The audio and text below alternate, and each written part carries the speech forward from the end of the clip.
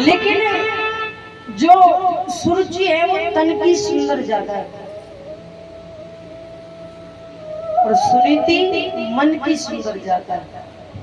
पर संसार को तन का सुंदर चाहिए, मन का सुंदर नहीं चाहिए। लेकिन भगवान को जिसका मन सुंदर होता है भगवान को वो चाहिए। आप अपनी छोरी के लिए छोरा देखवे जाओ, छोरा कारो निकली आवे, छोरा कहवे जी मैं कालो भली हूँ पर मेरा मन बड़ो सुंदर है, तुम अपनी छोरी को ब्याह कर दोगे तो मैं पलंग पे बैठा के रखूंगा बाबू। तो माँ बाप कहेंगे भैया तेरे मने तो अपने झोरे धर ले, हमें न चेत तेरे मन, हमें तो अपनी छोरी को बढ़िया सा छोरा चाहिए। भले ही वो गोरा छोरा आगे चल के छोरी को कष्ट दे, तकलीफ दे, मार पीट कुछ भी करे, पर चाहिए तन का सुंदर। पर भगवान को तन का सुंदर लुभाता नहीं है, भगवान को तो केवल मन का सुंदर अच्छा लगता है। हाँ भाई इसका मन सुंदर है, इसके लिए मैं तत्पर खड़ा हूं। छोटी रानी के कहने पर राजा ने बड़ी रानी का त्याग कर दिया। मैया सुनीति संतों की सेवा करती, नित्य संत कृपा हुई कि मैया सुनीति एक बड़े सुंदर से पुत्र को जन्म देती है जिसका नाम रखा जाता है ध्रुव। और जब ध्रुव नाम रखा गया, छोटी रानी का जो बालक था विचार किया इसको कुछ बताने की भी जरूरत नहीं, जब बड़ा हो जाएगा तब बता दूंगा। एक दिन बच्चों के साथ ध्रुव खेल रहे थे तो ध्रुव के जो मित्र थे उन्होंने पूछा भैया तेरी माता को तो हम कहे पिता कौन होता है? बोले जैसे माता होती वैसे पिता भी होता है, पर हमने तुम्हारी पिता को नहीं देखा। ध्रुव घर आए खेलते हुए अपनी माँ से पूछा माँ हमारे पिता कौन है? और जैसे पूछा आज मैया सुनीति अचंभित रह गई है, ये कह क्या रहा है? तो मैया ने राजमहल की ओर इशारा करते हुए कहा लाला या महल के जो राजा है ना वही तेरे पिता है।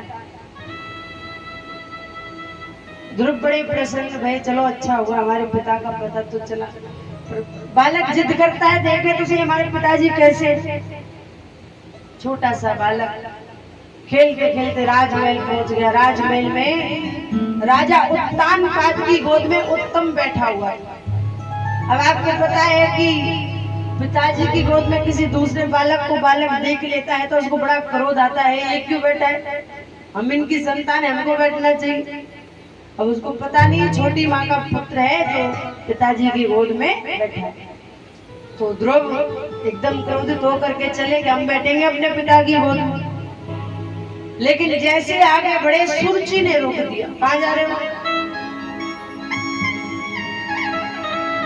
एकदा सुरचे पुत्र काम रूप लाल। सुरुचि ने रोका, कहाँ जा रहे हो? बोले हम अपने पिता की गोद में बैठने जा रहे हैं, ये हमारे पिता है। बोले ये तुम्हारे पिता हैं पर मैं तुम्हारी माता नहीं हूँ। अगर तुम्हें अपने पिता की गोद में बैठना है तो जा पहले जंगल में जाके भगवान की तपस्या कर। और भगवान जब प्रसन्न रह जाए कहे ना मांग कहा चाहिए तो कहियो मेरी कोख पे जन्म ले ले। और जब मेरी कोख पे जन्म लेगो मेरा बेटा बन के आवेगा तब राजा की गोद में बैठेगो। ये मन है ना, ये मन कभी कभी खुद को भगवान से भी ऊंचा बता देता है, उसको लगता है कि हम भगवान से भी ऊंचे। आज सुरुचि ने अपने स्थान को भगवान से भी ऊंचा बता दिया।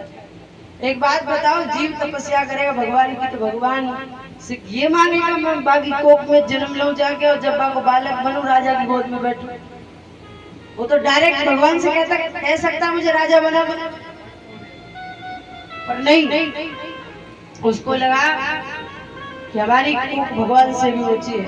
सुखदेव जी कहते राजन आज सुरुचि ने केवल ध्रुव का ही अपमान नहीं किया बल्कि उसने भगवान का भी अपमान कर दिया। संसार के जीव भगवान की तपस्या करते हैं, भगवान के लिए यज्ञ करते हैं, हवन करते हैं, किसके लिए? कि भगवान का दर्शन मिल जाए और हम जन्म मरण के चक्र से, इस मुक्ति से दूर हो जाए। पर यहाँ या तो सुरुचि अपने आप को भगवान से ऊंचा बना रही, ध्रुव रोते रोते अपनी माता के पास आए, बोले भैया। माता ने ध्रुव को रोते हुए देखा, पूछा बेटा क्या बात है, क्यों रो रहा है? तो ध्रुव कुछ कह नहीं रहे, बस रोए जा रहे। थोड़ी देर बाद एक दासी आई, दासी ने पूरी बात भैया सुनीति को बताया, भैया आज ऐसे ऐसे सुरुचि ने इतना सब कुछ ध्रुव को कह दिया। आज जब ये बात सुनी तो मैया ध्रुव को अपने गोद में बिठाती और कहती, लाला कहाँ बात है, काय को रो रहे हो? ये भी कोई रोने की बात है? अरे तेरी मैया तो तुमको सत्संग में ले जावे, मंदिर में ले जावे, पर भगवान ने तो कितनी अच्छी बात कही, जा भगवान की प्राप्ति कर, डायरेक्ट भगवान को रास्ता बता दिया। तू आगे मन बा के खिलाफ मन में कोई भ्रांति बढ़ रहे हो है, कोई ग्लानि बढ़ रहे हो ना, ये सब भरने की जरूरत ना है। वहां ने तो तेरे भले की बात कही, अरे जा भगवान की तपस्या कर। अगर तू भगवान की गोद में बैठ गया ना, तो तुझे संसार की गोद में बैठने की जरूरत नहीं पड़ेगी। अनन्य ममता वैष्णवो ममता प्रेम संगता भाव साये सांद्रात्मा बुद्धे प्रेमा निघ्नते। अरे ये संसार अनन्य प्रेम करता है संसार से, संसार के जीव अनन्य प्रेम करते अपने परिवार से, पर इसका क्या फायदा? मरने के बाद सब खत्म हो जाता है, और मरने के बाद यदि पहुंच भी गए ना तो भूत भूत कह के भाग जाएगा, कोई रुकने वालों भी ना तुम्हारे जोर।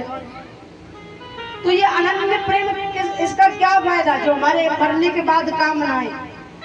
अगर इतना प्रेम हम भगवान से करेंगे तो शायद हमारा कल्याण होने में देर नहीं लगेगी। ध्रुव ने कहा, माँ भगवान कैसे मिलेंगे? तब भैया सुनीति कह रही, जंगल में जाएगा, जब तपस्या करेगा ना, तब तुझे भगवान की प्राप्ति अवश्य होगी। आज ध्रुव चल दी भगवान को प्राप्त करने के लिए। जब जंगल में जा रहे हैं, तो जंगल में जब जा रहे हैं तो रास्ते में नारद जी मिले। नारद, देखिए नारद जी का अर्थ होता है जिसकी बात कभी रद्द ना हो, उसे कहते हैं नारद। नारद जी ने देखा कि छोटा सा बालक जंगल में जा रहा है। एक बात विचार करो, हमारी उम्र 40 से ऊपर है जाए, 60 से ऊपर है जाए, पर कभी विचार करो कि घर में एक कोने में बैठ के भजन कर ले 1 घंटा, बताओ कभी मन में आयो है? इतने साल हमारे बीत गए संसार के लिए, चलो आज तो 1 घंटा ठाकुर जी का निकाल ले, बैठ के भजन करें। कभी विचार नहीं आया। 5 मिनट भारी पड़ जाए, 1 घंटा तो बहुत दूर की बात है, कभी 1 घंटा कभी विचार नहीं करते। और ज्यादा भजन करने की कहो ना तो कहते महाराज बुढ़ापे में करेंगे, ये भी कोई भजन करने की उम्र है? बुढ़ापा आएगा तब भजन करेंगे भगवान का। अच्छा एक बात बताओ, किस किस को यकीन है कि उसका बुढ़ापा आएगा? आप बताइए। जिनको आएगा उनसे ना पूछी जा रही, जिनको ना आए वो बताओ। पल का भरोसा नहीं है, बुढ़ापे की तो बहुत दूर की बात है। और चलो हमने मान लिया कि आपका बुढ़ापा आ गया, तो एक विचार करो, जवानी में यदि खांसी हो जाती है तो श्वास लेना दुर्लभ हो जाता है, और वही खांसी यदि बुढ़ापे में है गई तो भजन करोगे या खांसी पर ध्यान दोगे? भजन है जाएगा। भगवान को पुष्प कैसे चढ़ाते हैं आप? ताजा पुष्प चढ़ाते हैं या बासी? ताजा चढ़ाते हैं ना, तो फिर अपने आप को बासी करके क्यों चढ़ाते हैं? बूढ़े है जाएंगे जब ही आएंगे। और एक बात और सुनियो, आपने अपने मुख से भी सुना होगा, जो बुजुर्ग होते हैं ना, बुजुर्ग, अभी भी देखना, दादी हो चाहे बाबा हो, बाबा तो पूछ, बाबा तेने अपने जवानी में कहा करो, पूरी बात बता दे। लाला, हमने अपनी जवानी में एक कुंटल की बोरी यूं उठा लेते, दूसरे की जरूरत ना पड़ती उठावे। तुम पे छोड़ा 50 किलो को चून ना उठे। और हम अपनी जवानी में बहुत ऊंचा कूद जाते, हमारे बराबर ऊंचा कूदने वाला कोई ना हो, हमारे बराबर खेती करने वाला कोई ना हो, हमारे बराबर खाए वाला कोई ना हो। ऐसी बड़ी बड़ी बातें नहीं बनाएंगे। क्यों पता है? जबकि वही व्यक्ति को बुढ़ापे में धरी वही चीज भूल जाए, पर बचपन की चीज ना भूलो। बुढ़ापे में कई ने पैसा दिए धरवे का, जब वह भूल गयो, पर जवानी में क्या करो वो ना भूलो। तो यही मारे तो कहवे, भजन कर मस्त जवानी में, बुढ़ापा किसने देखा है। भजन कर मस्त जवानी में, बुढ़ापा किसने देखा। बुढ़ापे में अंधे हो जाओगे, हरी फिर देख नहीं पाओगे। दर्श कर मस्त जवानी में, बुढ़ापा किसने देखा है। तो भजन करना ना तो जवानी में करो, ताकि याद तो रहे वो कि हाँ बुढ़ापे में हमने भजन करो। इसीलिए जवानी भजन के लिए बताई गई है। आज वो 5 वर्ष का बालक चल दिया, नारद जी ने देखा छोटा सा बालक है। नारद जी पास गए, बोले देखता हूँ परीक्षा लेके, भाई भयभीत हो जाए तो। जैसे पास में गए, नारद जी को देखकर ध्रुव साष्टांग लेट करके प्रणाम करते। नारद जी कहते पहली सीढ़ी पक्की है। जो बालक बड़े बुजुर्ग को देख करके, बड़े संत को देख करके प्रणाम करे, उस बालक को भगवान से मिलने से कोई नहीं रोक सकता। प्रणाम किया। नारद जी ने पूछा, लाला कहाँ नाम है तेरा, कहाँ जा रहे हो? ध्रुव ने कहा, मेरा नाम ध्रुव है और मैं जंगल में भगवान को प्राप्त करने के लिए जा रहा हूँ। अच्छा, जंगल में जा रहा? बोले हाँ। लाला किसने कह दिया तुझे कि जंगल में भगवान है? अरे जंगल में शेर है जो तेरा नाश्ता कर जाएंगे, चलो जा घर। ध्रुव ने कही, सिया राम में सब जग जानी, करहु प्रणाम जोर जुग पानी। मैंने सुना है हर एक के अंदर प्रभु का वास है, और अगर उनकी इच्छा हुई कि शेर मुझे खाएगा तो वो जरूर खाएगा। किसी पर रुकने वाला नहीं। मृत्यु कभी किसी पर रुकती नहीं है, वो मरता अवश्य। नारद जी बोले दूसरी सीढ़ी भी पक्की है, भय तो या के भीतर है ही ना। नारद जी ने कहा, अच्छा एक बात बता, भोजन कितनी बार करता है?